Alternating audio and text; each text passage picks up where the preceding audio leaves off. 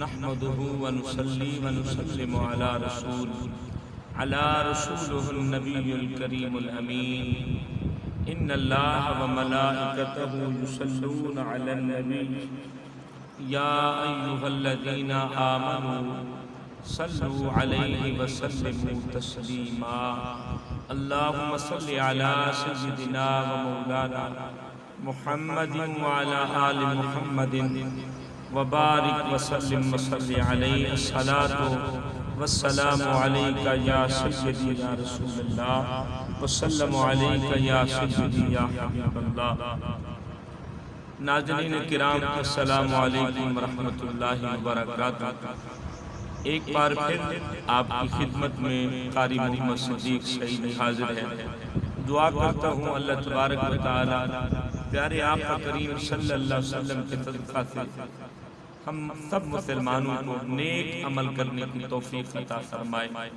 اور ہر طرح کے گناہ سے اللہ پاک ہمیں نجات و اجتناب کرنے کی توفیق نصیب فرمائے۔ عزیز من دوستو بھائیو، یہ چند روزہ زندگی ہے، زندگی کا کوئی پتہ نہیں۔ ہمارے ساتھ رہنے والے بھائی، ہمارے دوست جنہوں نے ہمارے ساتھ بیٹھ کر زندگی گزاری ہے، جب وقت آیا تو وہ بھی رخصت ہو گئے۔ کتنا جنازے ہم نے ان کاندھوں پہ اٹھائے۔ دوستو کاش کہ ہم موت کو یاد کریں، کیونکہ میرے حضور صلی اللہ علیہ وسلم نے بھی ارشاد فرمایا سب سے بڑا سمجھدار اور عقل مند شخص وہ ہے جو اپنی موت کو یاد کرتا ہے۔ دوستو بھائیو، وقتی طور پہ جب ہمارے کوئی عزیز رخصت ہوتے ہیں تو ہم افسوس کرتے ہیں، لیکن بعد میں بھول جاتے ہیں۔ یارو، مرنے والا ایک مبلغ ہے، وہ ایک پیغام چھوڑ کر جاتا ہے جینے والوں کے لیے۔ اے دنیا پہ رہنے والوں، دیکھ لو جس سفر کا میں مسافر ہوں، ان قریب تم بھی اسی سفر کے راہی بن جاؤ۔ ہم نے کبھی نہیں سوچا نا، ہم نے کبھی نہیں سمجھا نا، ہم نے اپنے دوستوں کے جنازے بھی اٹھائے، اپنے عزیزوں کے جنازے بھی اٹھائے، اپنے ہاتھوں سے انہیں قبروں کے حوالے کیے، لیکن پھر بھی ہم سبق نہ سیکھے، پھر بھی ہم نے اپنے اعمال کی اصلاح نہ کی، پھر بھی ہم جھوٹ بولتے رہے، پھر بھی ہم چغلیاں کرتے رہے، پھر بھی ہم غیبتیں کرتے رہے،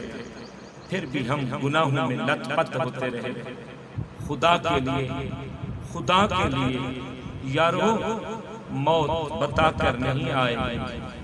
موت کا فرشتہ کوئی میسج دے کر نہیں آئے،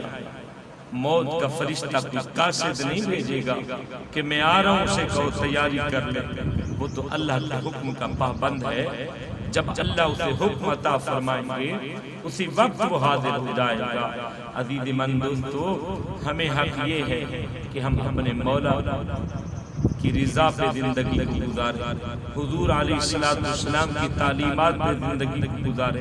یہ چند روزہ زندگی ہے یارو، یہ ختم ہو جائے۔ اس کو جھوٹ میں نہ برباد کرو، اس کو لوگوں پہ ظلم کرنے پہ برباد نہ کرو، امت کو پریشان نہ کرو، امت کو رسوا نہ کرو، امت کو توڑو نہیں، امت کو جوڑنا سیکھو۔ امت واحدہ بن جاؤ، میرے آقا کی ایک امت بن جاؤ، ایک دوسرے کے بازو بن جاؤ، ایک دوسرے کی طاقت بن جاؤ۔ میرے حضور علیہ السلام کے غلاموں، گناہوں سے کنارہ کرو، گناہوں سے بچو، گناہوں سے نفرت کرو اور اچھے اعمال کرو، اعمال صالحہ کرو، تاکہ ہماری زندگی اور ہماری آخرت بن جائے، ہماری دنیا اور آخرت میں ہمیں اللہ کامیابی عطا فرمائے۔ عزیز من دوستو، بزرگوں اور نوجوانوں کے لیے خاص میسج ہے کہ یاد رکھو لوگوں، اے میرے نوجوان بھائیوں، اے میرے نوجوان دوستو، کہیں ایسا نہ ہو کہ یہ اسی طرح زندگی، اسی طرح جوانی ہم گناہوں میں برباد کرتے رہیں۔ اور کہیں ایسا نہ ہو کہ ہم قبر کے سرانے کھڑے ہو جائیں اور اسی غفلت کے مارے ہم جب قبر کے سرانے گناہوں کی پنڈ لے کے جائیں گے، گناہوں کی گٹھلی جب اٹھا کر جائیں گے، تو بتاؤ پھر قبر میں کیا ہوگا، پھر قبر میں ہمارا کیا حالت ہوگی، پھر کیا حساب و کتاب ہوگا، پھر قبر کے عذاب کیسے بھگتیں گے؟ پھر ہم تو یہاں پہ تھوڑی سی گرمی برداشت نہیں کرتے، ہم تو بھڑکتے ہیں، تڑپتے ہیں، پسینہ پسینہ ہو جاتے ہیں، گرمی برداشت نہیں کرتے، لیکن میرے آقا، آپ کے پیارے آقا صلی اللہ علیہ وسلم نے قبر کی دو علامتیں بیان فرمائی ہیں۔ حضور نے ارشاد فرمایا قبر یا تو جنت کے باغوں سے عظیم باغ ہے یا پھر جہنم کے گڑھوں سے گڑھا ہوگی۔ اللہ نہ کرے بدقسمتی سے اگر ہماری قبر میں آگ لگ گئی، ہمارے گندے گناہوں کی وجہ سے،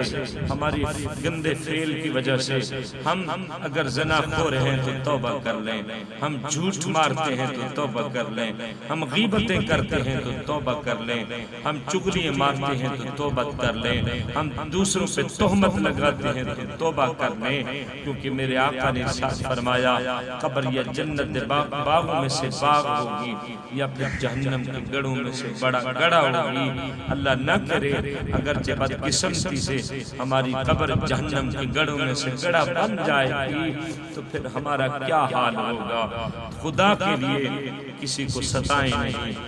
کسی کے ساتھ دھوکہ نہیں کریں۔ اے بازاروں میں بیٹھ کر فروٹ بیچنے والوں، اے لین دین کے حساب کرنے والوں، اے بزنس کرنے والوں، آپ کے لیے بھی مؤدبانہ میری طرف سے ریکویسٹ ہے،